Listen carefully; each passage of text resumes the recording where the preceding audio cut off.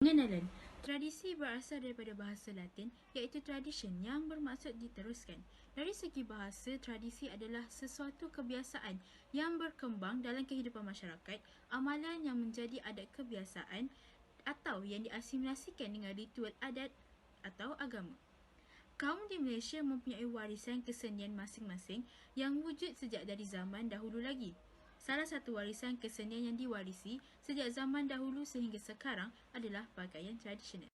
Rasional kajian ini dijalankan kerana pengkaji mendapati pelbagai jenis busana tradisional masyarakat Melayu yang perlu diperkenalkan pada masyarakat, terutamanya generasi muda di kalangan mahasiswa dan mahasiswi universiti.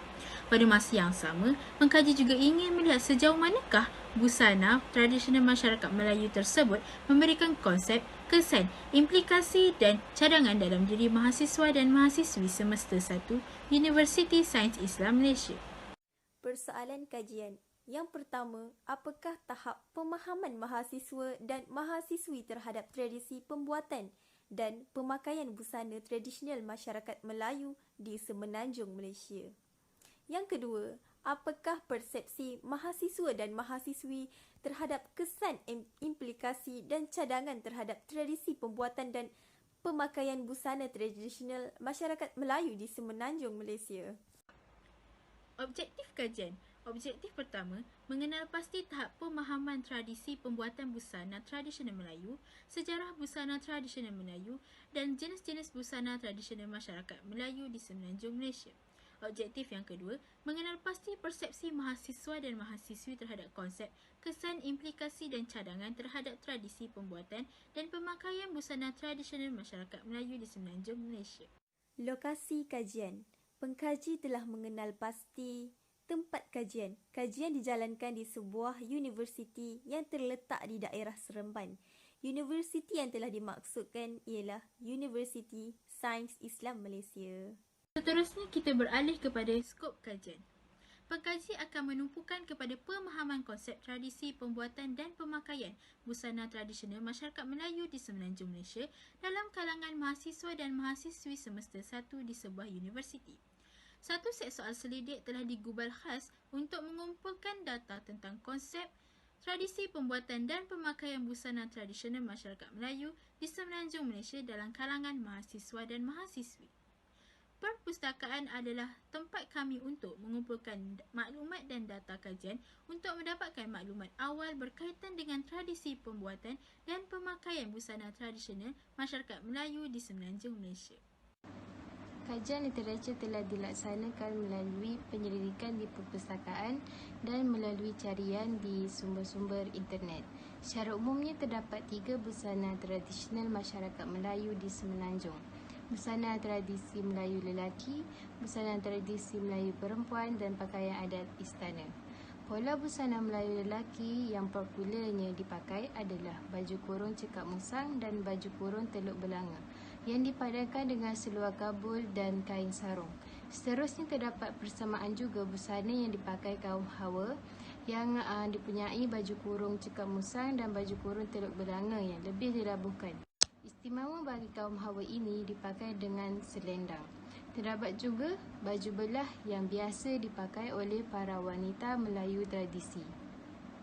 Kemudian pakaian istana bagi orang kebanyakan adalah berbaju Melayu yang juga dipanggil baju kurung tanpa corak atau bercorak halus serta berseluar kabul.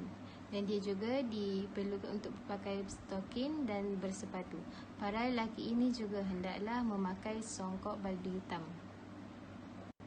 Pembuatan busana tradisional Melayu ini adalah unik dan pelbagai. Dahulunya telah digunakan pelbagai bahan-bahan mentah seperti kulit kayu, iaitu dia akan ditumbuk halus dan kemudiannya akan dihasilkan serat kain. Terdapat juga benang yang dihasilkan daripada bulu-bulu binatang dan juga sutera. Kemudian, kegiatan perdagangan di alam Melayu telah merancangkan lagi penginovasian tekstil dengan kemasukan pelbagai bahan dan teknik yang baharu dari pedagang asing. Sebagai contoh, kain baldu telah diimport daripada yang dibawa masuk oleh pedagang Parsi. Apabila hampir siap suatu busana, ia akan diragam hias dahulu melalui kaedah sulaman, kesan timbul, bergerus ataupun terlepuk. kesan dan impak pembuatan dan pemakaian busana tradisional masyarakat Melayu di Semenanjung Malaysia. Yang pertama, kesan perkembangan dari semasa ke semasa. Proses evolusi pakaian Melayu mencapai tahap tertinggi pada zaman Kerajaan Melayu Melaka. Bangsa Melayu mencapai zaman kegemilangannya dan sehingga sekarang warisan budayanya masih menjadi sumber inspirasi kepada bangsa Melayu. Yang kedua, keunikan busana mendapat tarikan pelancong asing yang berkunjung ke Malaysia yang ingin membawa pulang sebahagian Malaysia ke tanah air masing-masing. Pakaian tradisional mempunyai unsur-unsur kesenian yang tersendiri dan melambangkan fungsi yang tertentu. Disebabkan keunikan yang terdapat pada pakaian tradisional Melayu, lebih ramai masyarakat daripada kaum lain seperti Cina dan India memakai pakaian tradisional Melayu. Yang ketiga, pengaruh luar dengan membuatkan elemen dan ciri-ciri busana semakin lama semakin pudar. Busana tradisional tidak terlepas daripada melalui evolusi, tetapi ia bukan masalah selagi mengekalkan imej tanpa merosakkan gambaran asal pakaian tradisi yang diturunkan nenek moyang. Walau bagaimanapun, wujudnya pereka fashion segera yang terlalu taksub mencipta nama menyebabkan ada antara rekaan dihasilkan merosakkan nilai busana Melayu.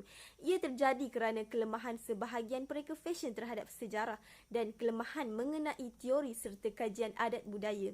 Hal ini demikian kerana mereka tidak membuat kajian dan hanya meniru rekaan sedia ada, maka timbul rasa taksub untuk mencipta tanpa mempedulikan perkara lain.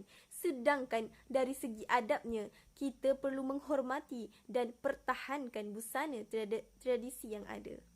Yang keempat, pakaian tradisional ini terangkum dalam skop peradaban yang unik dan gemilang. Sesiapa sahaja boleh memakai pakaian tradisional Melayu kerana pakaian ini tidak menggambarkan agama si pemakai dan tidak bercanggah dengan setiap ajaran agama yang ada di Malaysia. Busana tradisional Melayu ini terbukti dapat menyatupadukan kaum di Malaysia kerana tidak berlakunya provokasi dalam penerimaan untuk memakai pakaian tradisional Melayu. Yang kelima, mengangkat kemuliaan Islam serta ketinggian budaya masyarakat Melayu. Rekaannya pula bukan sekadar untuk kelihatan bergaya, sebaliknya mempunyai falsafah dan pengertian mendalam yang mengangkat kemuliaan Islam serta ketinggian budaya masyarakat Melayu. Masyarakat Melayu menitik beratkan kepribadian luhur dan murni serta dibekalkan dengan pakaian tradisi untuk melindungi anggota badan. Justru, perkara ini perlu diteruskan sebagai satu usaha memelihara pakaian tradisional masyarakat Melayu agar terus dikenali sejajar perkembangan dunia fashion tanah air. Yang keenam, membentuk perpaduan negara. Pakaian seragam ini bukan sahaja untuk pelajar Melayu, malah pelajar dari kaum lain juga. Dengan adanya rumah terbuka Hari Raya Aidilfitri, kita dapat menggalakkan kaum bukan Melayu untuk memakai pakaian tradisional Melayu, justru menambahkan lagi semangat perpaduan antara masyarakat. Terdapat banyak implikasi negatif yang berlaku terhadap pembuatan dan pemakaian busana tradisional masyarakat Melayu sekarang. Antaranya, yang pertama, kelemahan pereka fashion. Wujudnya pereka fashion yang terlalu taksub mencipta nama sehingga rekaan yang dihasilkan merosakkan nilai busana Melayu tanpa mempedulikan teori adat budaya. Yang kedua, pengaruh pemakaian fashion barat. Di zaman moden ini, masyarakat lebih suka dengan pemakaian fashion barat yang dianggap moden dengan pemakaian yang terdedah. Akibatnya, pemakaian fashion barat berleluasa seiring dengan gaya hidup moden masyarakat Melayu sekarang. Ketiga, media massa yang mempengaruhi masyarakat dari segi pemakaian. Contohnya di internet yang kerap memaparkan pemakaian barat yang kurang sesuai digayakan oleh masyarakat Melayu. Kebiasaan ini menyebabkan masyarakat meniru pemakaian fashion barat. Yang keempat, kurangnya didikan agama. Seseorang yang kurang didikan agama mudah terdorong dengan unsur-unsur negatif dan meniru pemakaian dari barat, terutamanya golongan muda. Cadangan bagi memperluaskan pemahaman tradisi pembuatan dan pemakaian busana tradisional masyarakat Melayu ialah yang pertama, peranan kerajaan. Kementerian Kebudayaan dan Kesenian Negara serta Kementerian Komunikasi dan Multimedia Malaysia disarankan bergabung supaya memberi lebih banyak pengetahuan dan kepentingan menjaga tradisi busana tradisional kepada masyarakat kita di media masa. Hal ini supaya masyarakat mempunyai kesedaran mengenai identiti tulen dan asli masyarakat kita. Yang kedua, peranan ibu bapa. Ibu bapa perlu memberi pendedahan yang lebih tentang cara pemakaian yang betul kepada anak-anak. Ibu bapa juga perlu sentiasa memperingati dan menasihati anak-anak supaya berjaga-jaga dengan ikutan imej pemakaian barat yang melanggar etika masyarakat Melayu. Berdasarkan tujuan kajian ini, bab ini akan membincangkan tentang reka bentuk kajian, populasi kajian, instrumen kajian, kaedah pengumpulan data dan kaedah penganalisaan data. Pertama yang akan dibincangkan di dalam bab ini ialah reka bentuk kajian. Kajian ini menggunakan pendekatan kuantitatif dan deskriptif yang mana dilaksanakan dengan membuat rujukan dan tinjauan berdasarkan objektif yang disediakan. Kedua pula ialah populasi kajian. Populasi kajian hanyalah melibatkan mahasiswa dan mahasiswi daripada semester 1 Universiti Sains Islam Malaysia, iaitu seramai 41 bilangan orang pelajar. Yang ketiga pula ialah instrumen kajian. Instrumen kajian yang disediakan dalam kajian ini adalah soal selidik. Terdapat 3 bahagian soalan di dalam soal selidik, iaitu bahagian pertama merangkumi tentang maklumat responden seperti jantina, umur, fakulti dan tempat kelahiran. Bahagian kedua pula mengenal pasti tahap pemahaman konsep tradisi pemakaian busana tradisional Melayu di kalangan mahasiswa dan mahasiswi. Dalam bahagian ini, responden dikehendaki memberi pandangan dengan memilih sama ada ya, tidak atau mungkin dengan 2 pernyataan yang disediakan. Manakala bahagian terakhir, iaitu bahagian ketiga pula, ialah mengenal pasti persepsi mahasiswa dan mahasiswi terhadap kesan, implikasi dan cadangan tradisi pembuatan dan pemakaian busana tradisional di Malaysia. Dalam bahagian ini, responden perlu memilih 5 pilihan jawapan sama ada sangat tidak setuju, tidak setuju, tidak pasti, setuju dan sangat tidak setuju dengan 8 pernyataan yang disediakan. Kaedah pengumpulan data yang digunakan dalam kajian ini adalah kaedah primer dan kaedah sekunder. Pengumpulan data pertama ialah data primer. Data primer adalah data yang didapati pengkaji melalui borang soal selidik. Borang ini merupakan pengganti diri pengkaji serta merupakan penghujung antara penulis dan responden kajian. Dan kaedah pengumpulan data yang kedua ialah data sekunder. Data sekunder melibatkan kaedah yang menggunakan sumber-sumber dokumentasi seperti laman web. Laman web digunakan untuk mencari buku rujukan dan keratan akhbar contohnya. Pengumpulan data ini juga bertujuan untuk melengkapkan maklumat-maklumat yang diperolehi oleh data primer. Pada peringkat akhir kajian ini telah dijalankan analisis secara deskriptif untuk menganalisis data daripada soal selidik dan penilaian untuk menghasilkan laporan kajian. Data yang telah diperoleh daripada analisis ini menggunakan kekerapan dan peratusan 41 orang responden mahasiswa dan mahasiswi daripada Universiti Sains Islam Malaysia. Analisis dapatan kajian. Alhamdulillah, seramai 41 orang telah menjadi 41 mahasiswa telah menjadi responden kepada kami untuk menjawab beberapa isu yang kami timbulkan. Isu pertama yang kami timbulkan adalah pemilihan busana tradisional sebagai pakaian rasmi. Seramai 19 orang telah mengatakan ya, 6 daripada 41 orang telah mengatakan tidak, 16 daripadanya mengatakan mungkin. Isu kedua, membangkitkan isu berkaitan dengan busana tradisional adalah identiti orang Melayu semenanjung. 35 daripadanya mengatakan ya, 3 daripadanya mengatakan tidak dan 3 daripadanya lagi mengatakan mungkin. Isu yang ketiga yang kami ingin bangkitkan, adalah pengaruh luar, punca elemen dan ciri-ciri busana semakin pudar. 22 daripadanya mengatakan setuju, 5 daripadanya mengatakan tidak pasti dan 14 daripadanya mengatakan sangat-sangat setuju. Isu yang keempat yang kami bangkitkan adalah isu berkaitan dengan busana tradisional Melayu dapat menyatu padukan kaum di Malaysia. 21 daripadanya mengatakan setuju, 14 daripadanya mengatakan sangat-sangat setuju dan 6 daripadanya mengatakan tidak pasti.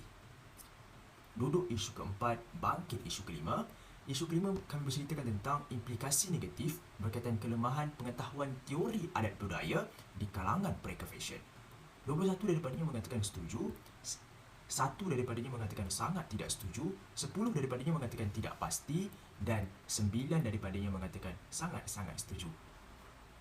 Seterusnya, berdasarkan carta PAI menunjukkan bahawa 19 orang responden sangat setuju dan diikuti 18 orang responden yang setuju mengenai implikasi negatif berkaitan pengaruh pemakaian fashion barat. Manakala bagi responden yang tidak pasti pula berjumlah 4 orang responden daripada jumlah yang setuju. Berdasarkan carta PAI menunjukkan 18 orang responden sangat setuju dan diikuti 18 orang responden yang setuju mengenai implikasi negatif berkaitan pengaruh media massa.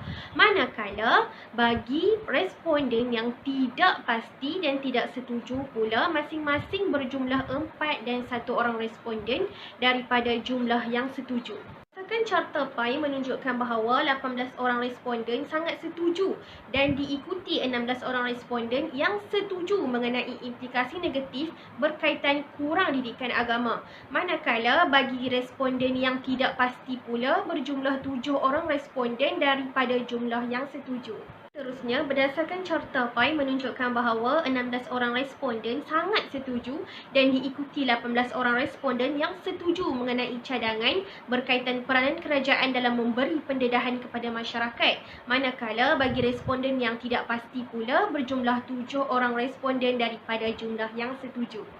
Berdasarkan carta PAI menunjukkan bahawa 20 orang responden sangat setuju dan diikuti 16 orang responden yang setuju mengenai cadangan berkaitan peranan ibu bapa dalam memperingati dan menasihati cara pemakaian anak-anak. Manakala bagi responden yang tidak pasti pula berjumlah 5 orang responden daripada jumlah yang setuju. Kesimpulan yang dapat kami simpulkan di sini ialah busana tradisional ini adalah salah satu perkara yang penting kerana ia menggambarkan satu identiti bangsa yang bertamadun dan mulia dalam upacara dan adat istiadat. Busana tradisional ini juga adalah merupakan satu cabang untuk menunjukkan bahawasanya bangsa itu merupakan bangsa yang unik dan istimewa. Setiap komposisi yang dilakukan dalam proses penciptaan busana tradisional ini memberikan 1001 makna dan jati diri bangsa tersebut. Hal ini kerana busana tradisional ini memberikan panduan yang sewajarnya kepada kami tentang budaya dan pegangan masyarakat Melayu demi menjaga masyarakat Melayu daripada kealpaan kepada adat Melayu dan agama Islam pada masa akan datang. Di samping itu, ia juga telah membuktikan kepada kami bahawa wujudnya ciri-ciri reka bentuk busana tradisional yang diterima oleh masyarakat sebagai salah satu identiti budaya Melayu. Konklusinya, tradisi pembuatan dan pemakaian busana tradisional dalam masyarakat Melayu perlu dikekalkan. Hal ini kerana ia mengandungi pelbagai nilai etika dan peradaban dalam masyarakat Melayu yang saban hari semakin dilupai.